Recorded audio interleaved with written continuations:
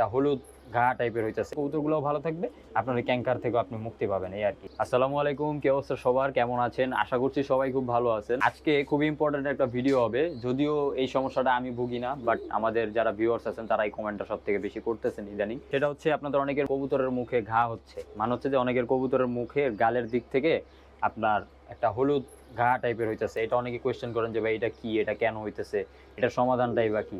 আসলে এটা হচ্ছে কবুতরের একটা ক্যাঙ্কার, এটা হচ্ছে একটা রোগ। এই রোগটা একটা সময় হয়, সব কবুতরের ক্ষেত্রেই হয়, হয়তো বা এটা আপনার ক্ষেত্রে হয়, অথবা আপনার এটা আপনি যে কবুতরকে ঠিক মতো কেয়ার করতে পারেন না, যে কারণে এই জিনিসগুলো হয়। এখন কথা হচ্ছে যে এই জিনিসটা হয় কিভাবে, এটা আগে আপনাদের সাথে একটু আলোচনা করি। এগুলো আসলে মূলত কি ছোট ছোট যে বাচ্চাগুলো আছে এই বাচ্চাগুলোর হয়, বড় কবুতরের ক্ষেত্রে একটু কমই হয়। কারণ বাচ্চাগুলোর দেখা গেছে ছোট থেকে যে আপনার খাঁচা থেকে যখন বের হবে বাইরে, ওই বাইরে বের হওয়া পর্যন্ত ও রোগ প্রতিরোধ ক্ষমতাটা আস্তে আস্তে তৈরি হতে সময় লাগে, যে কারণে কি ওর ওই সময়টাই ক্যাঙ্কার জিনিসটা হয়।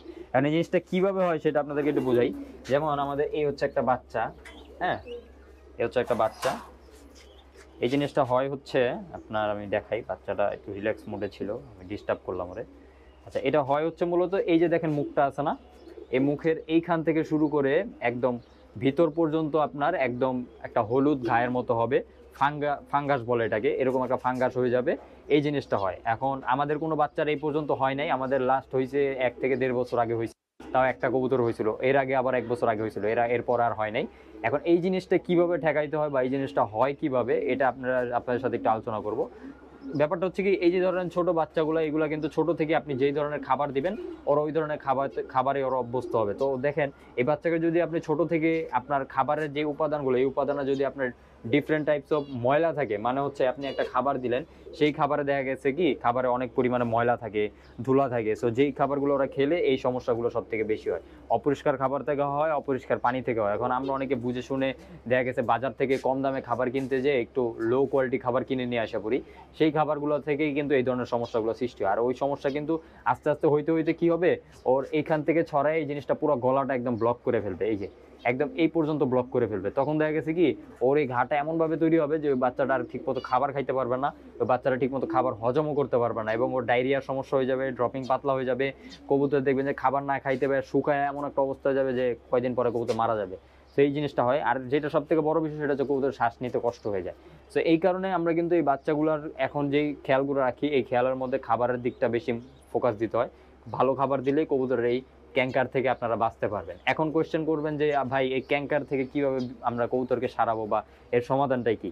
সমাধান অবশ্যই আছে, সেটা হচ্ছে যে আপনি আপনার এই কবুতরটাকে যখন ক্যাঙ্কার হবে, এটাকে কি করবেন, একটা কটন বাড নিতে পারেন বা একটা চিমটা নিতে পারেন, যে কোনো একটা কিছু নিতে পারেন, নিয়ে ওর মুখের ভিতরে ওয়াশ করে দিতে হবে। সবসময় এটা করতে হবে, যতবার হবে ততবারই ওয়াশ করে ওই ফাঙ্গাসগুলো আস্তে আস্তে বাইরে বের করে ফেলতে হবে।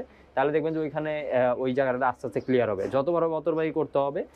আর এটা করার সাথে সাথে ওরা আপনার একটা করে রিবোসন ট্যাবলেট খাওয়া দিতে হবে। রিবোসন ট্যাবলেটটা মানুষেরই ওষুধ, এটা একটা ঘায়ের ওষুধ, এটা দিলে ওই ঘাগুলো তাড়াতাড়ি শুকায় যাবে। রিবোসন ট্যাবলেট একটা করে খাওয়াই দিবেন।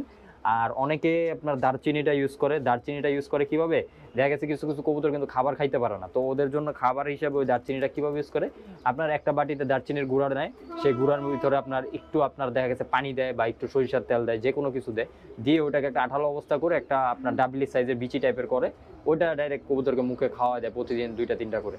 তাহলে দেখা গেছে কি ওই কবুতরটা আস্তে আস্তে ওই দারচিনিটা ওর শরীর রোগ প্রতিরোধ ক্ষমতাও তৈরি করে, প্লাস হচ্ছে ওর ওই ঘাটাও তাড়াতাড়ি শুকায় দেয়। এই হচ্ছে ক্যাঙ্কার আর কি মূলত ঠিক করার প্রসেসটা আর কি অনেকে পালন করে। বাট আমরা যেটা করি, আমরা সবসময় ওই ঘাটা ক্লিন করে দিই, পরিষ্কার পরিচ্ছন্ন খাবার পানি দেই, আর হচ্ছে আপনার ওই ঘাটা ক্লিন করার জন্য ওই আপনার দেই, রিবোসন দেই, এই আর কি। এইভাবে আমাদের বাচ্চাগুলোকে আমরা ক্যাঙ্কার থেকে আর কি ভালো রাখতেছি, যদিও ক্যাঙ্কার হয় নাই, তারপরে এইভাবে আমরা সমাধান করতেছি।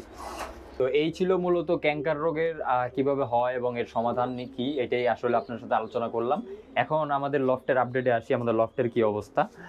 ব্রিডিং রুমের আপডেট সবার আগে দিই। ব্রিডিং রুমের কবুতরগুলো আলহামদুলিল্লাহ এখন ভালো আছে। আর এখন ইদানিং প্রচণ্ড পরিমাণে গরম পড়তেছে, প্রায় টানা 7 দিন যাবত নাকি গরম পড়ার সম্ভাবনা আছে, আমরা গুগল ওয়েদারে যেটা দেখলাম। এখন জানি না এটা কতটুকু সত্যি, যে কারণে আমাদের কবুতরও ম্যাক্সিমাম টাইম একটু ঘাবড়ায় আছে, কবুতরগুলো একটু বসে আছে, এক জায়গায় ঝিমায় আছে। তো এই জন্য কিন্তু এই সময়টাতে কবুতরগুলোকে পর্যাপ্ত পানি দিতে হবে। পানিতে অবশ্যই ভিটামিন সি থাকতে হবে, যেমন আমরা বিকালে লেবু পানি দিই, এবং আজকে সকালে আমরা কবুতরকে গুড়ের পানি খাওয়াইছি যাতে কবুতরগুলোর শরীরটা ঠান্ডা থাকে। আর গতকালকে আমরা আমাদের মুসালদম পেয়ারটা জোড়া দিয়েছিলাম, আমাদের মুসালদম পেয়ারটা কিন্তু অলরেডি জোড়া নিয়ে নিছে এবং জোড়াটা খুব সুন্দরভাবে আছে আলহামদুলিল্লাহ, এবং আশা করা যায় বাচ্চা কাচ্চাও ভালো হবে ইনশাল্লাহ। আর এইদিকে আমাদের এই দুইটা বাচ্চা বের করে ফেলতে হবে। এই পেয়ারটা আমরা আলাদা করে দিব। এর নিচে প্লাস্টিকের ডিম দেওয়া আছে, এটার নিচেও প্লাস্টিকের ডিম দেওয়া আছে। এদের থেকে আমরা বাচ্চা নিব না, যে কারণে প্লাস্টিকের ডিম দেওয়া। আর এই বাচ্চা দুইটাকে বের করে ফেলবো, আর ওই যে ওই বাচ্চাটাকেও বের করে ফেলবো ইনশাল্লাহ। এবারে লাস্ট বাচ্চা বের হয়ে যাবে। আর এই হচ্ছে রেসার পেয়ার। রেসার পেয়ারগুলো আলহামদুলিল্লাহ ভালো আছে, নতুন জায়গায় অ্যাডজাস্ট হইতে পারছে আলহামদুলিল্লাহ। যে জিনিসটা আমার সব থেকে বেশি ভয় থাকে যে ওরা নতুন জায়গায় অ্যাডজাস্ট হবে কিনা, বাট এই পেয়ারটা খুবই মানে কি বলবো, খুবই আগ্রহী জোড়ানোর ব্যাপারে, যে কারণে ওরা তাড়াতাড়ি এখানে অ্যাডজাস্ট হয়ে গেছে। আর এদিকে বাইরে গরম, প্লাস হচ্ছে আমাদের ওয়েদারটা একটু ঘোলা হয়ে আছে, একটু আকাশটা ঘোলা। সকালে আমরা কবুতরকে গুড়ের পানি খাওয়াইছি, সেই গুড়ের পানি খাওয়ানোর পরপরই দেখা গেছে যে ওয়েদার ঠান্ডা হয়ে গেছে। ওয়েদারটা, গুড়ের পানিটা আসলে গরম আবহাওয়ায় দিতে হয়, বাট ঠান্ডা হয়ে গেছে, কিছু করার নাই। আর আজকে আমাদের মেল কবুতরগুলো ছেড়ে দিচ্ছি, সবগুলো মেল উপরে আছে। গতকালকে আমরা বাচ্চা ছাড়ছিলাম, একটা বাচ্চা বাহিরে ছিল, সেই বাচ্চাটা সকালে ঢুকাইছি। আর মেল সবগুলো উপরে আছে, এখানে সোল্টু বল্টু আছে, তারপর ওই যে রং করা কাকজিরা আছে, অন্যান্য সব কবুতর আছে আলহামদুলিল্লাহ। এবং সবগুলো কবুতরই মাশাল্লাহ মোল্টিংয়ের দিকে আস্তে আস্তে যাইতেছে। এবং যে জিনিসটা সেটা হচ্ছে মোল্টিংটা হইতেছে কিভাবে বুঝবেন, সেটা হচ্ছে এই যে দেখেন পশম পরে আছে কবুতর, দেখছেন হিউজ পশম পরে থাকবে, হিউজ। নর্মালি যে পশম পরে থাকে এর থেকে বেশি পশম আপনার মোল্টিংয়ের সময় থাকে। এই যে দেখেন একটা কবুতর এখানে ঢুকে বসে আছে, এটা বাই করি, এটা বের করে দিই। হ্যাঁ, এই যে বের হয়ে গেছে। এগুলো এইখানে ঢুইকা ময়লা খাবার খায়। আর গতকালকে আমরা এই বাচ্চাগুলোকেও ছাড়ছিলাম, আমাদের হলুদ খাঁচার বাচ্চাগুলো আপনারা দেখছিলেন। তো এই বাচ্চাগুলোকে আমরা এখন কিন্তু এই খাঁচায় ওরা অ্যাডজাস্ট হয়ে গেছে আলহামদুলিল্লাহ। এখন কথা হচ্ছে ওরা কি ঠিকমতো এই খাঁচায় ঢুকতেছে কিনা, এটা আপনারা অনেকে কোয়েশ্চেন করবেন।